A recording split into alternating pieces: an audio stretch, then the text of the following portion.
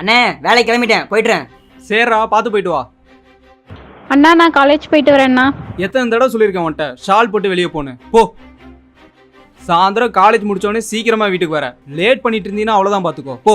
டேய், இதுக்கு முன்னாடி உன் தம்பி வெளியே போனா எதுவுமே சொல்ல, உன் தங்கச்சி வெளியே போனா மட்டும் இவ்வளோ ரூல்ஸ் போடுற. ஏன்னா மாப்பிள்ள பேசுற?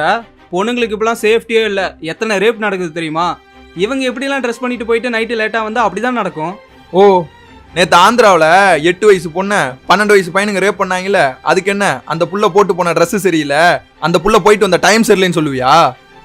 டேய், இந்த மாதிரி தப்பெல்லாம் பண்றது உன்னைய மாதிரி என்னை மாதிரி ஒரு ஆம்பளை தான்டா. நம்ம கரெக்டா இருந்தாவே இங்க எந்த தப்பும் நடக்காது.